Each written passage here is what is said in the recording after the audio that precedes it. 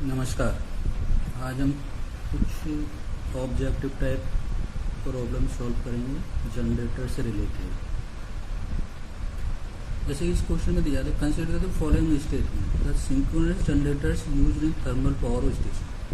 तो thermal power station में जो जनरेटर यूज किए जाते हैं वो किस तरह के होते हैं? सिलेंड्रिकल रोटर होते हैं।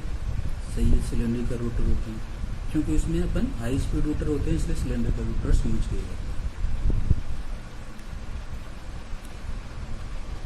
स्लिप रिंग एंड ब्रशेस, उसमें जो रोटर होता है उसमें स्लिप रिंग्स और ब्रशेस होते हैं। लैमिनेटेड रोटर नहीं होता, क्योंकि इसमें डीसी सप्लाई यूज की जाती है, तो इसलिए लैमिनेट करने की कोई ज़रूरत नहीं है। एडी करंट एंड लॉसेस और हिस्टैरिसीस लॉसेस होते ही नहीं, इसलिए ये गलत होगा।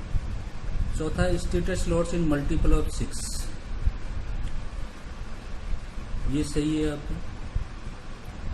और 3 फेज स्टार कनेक्टेड वाइंडिंग, अब वाइंडिंग स्टार कनेक्टेड होती है आपकी, तो आंसर इसका क्या हो गया? ये सही है और ये सही है, यानी कि आंसर हो गया 1, 2, 4 एंड 5, डी आंसर सही हो गया।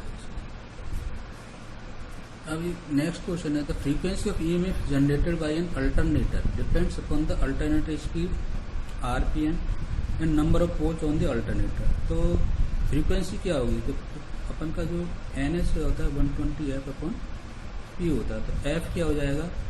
N P upon 120, N P upon, यानी कि इसका आंसर क्या हो जाएगा? सी हो जाएगा। The maximum possible speed at which an alternator can be driven to generate 50 hertz. 50 hertz के लिए अपन को जनरेट के लिए मैक्सिमम स्पीड, तो मैक्सिमम स्पीड क्या होगी? इसमें इस फॉर्मूले से देखो, मैक्सिमम स्पीड क्या होगा? जब पी मिनिमम होगा, तो पी मिनिमम कितना हो सकता है? 2। जब ये 2 होगा और ये होगा, तो इसकी जो वैल्यू आती है वो आती है 3000 आरपीएम।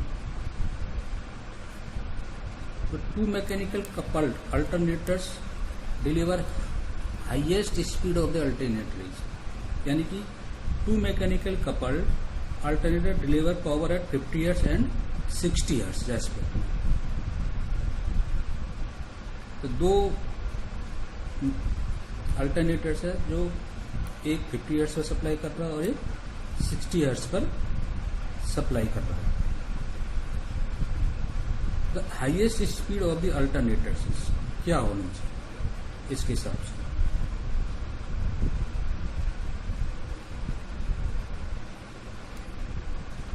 मैकेनिकल कपल्ड, तो इसका जो आंसर होगा वो होगा आपका 600 आरपीएम। चूंकि 50 हर्ट्ज जनरेट करने के लिए और 60 हर्ट्ज जनरेट करने के लिए, तो मैकेनिकल कपल्ड है यहाँ पे, इसलिए 600 आरपीएम। एक क्वेश्चन है इसका, the most appropriate operating speed in RPM generator using thermal, nuclear and hydro. Thermal में क्या होता है? हाई स्पीड के जनरेटर्स यूज किए जाते हैं। न्यूक्लियर पावर प्लांट में भी हाई स्पीड के जनरेटर्स यूज किए जाते हैं। हाइड्रो पावर प्लांट में लो स्पीड के आरपीएम के जनरेटर यूज किए जाते हैं, इसलिए आंसर क्या होगा? इसका बी होगा, 3000, 3000 एंड 300। अब इस क्वेश्चन है, द डिस्ट्रीब्यूटेड बाइंडिंग है द एडवांटेज ऑफ। किसी भी जनरेटर में डिस्ट्रीब्यूटेड बाइंडिंग क्यों यूज की जाती है? Better utilizing core as a number of small slots evenly spaced are used, ये भी सही आंसर है। Improve waveform as harmonic EMF improve, ये भी सही है। डिस्ट्रीब्यूशन से ये खत्म हो जाती है। Diminished armature reactance and armature reactions, ये भी सही है। और एफिशिएंट कूलिंग, क्योंकि जब बाइंडिंग आपकी डिस्ट्रीब्यूट होगी तो कूलिंग भी एफिशिएंट होगी, इससे इसका आंसर होगा all of the above.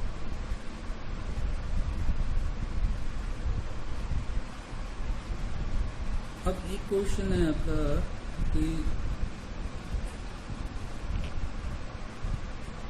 A hydraulic turbine having rated speed of 250 RPM, is connected to a synchronous generator. In order to produce power at 50 Hz, the number of poles required in the generator कितने होंगे?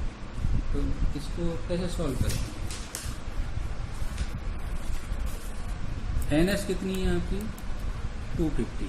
तो NS equal to क्या होगा? 128/P. तो ये 250 है आपकी RPM, 120 50 Hz और P. तो पोल्स कितना हो जाएगा?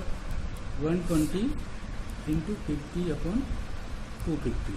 ये कैंसिल हो गया, ये 5 और ये कितना हो जाएगा? 60. यानी कि 60 पोल्स होने चाहिए. ये डेट 2004 में आया.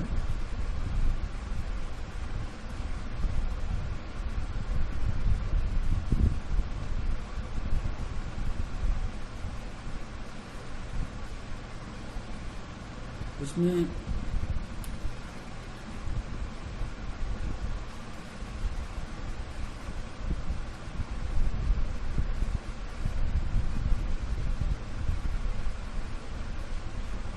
यहाँ पर ये 60 होगा. एक्चुअली 6 ना होते हुए 60 होगा. अब एक क्वेश्चन है, देखो ये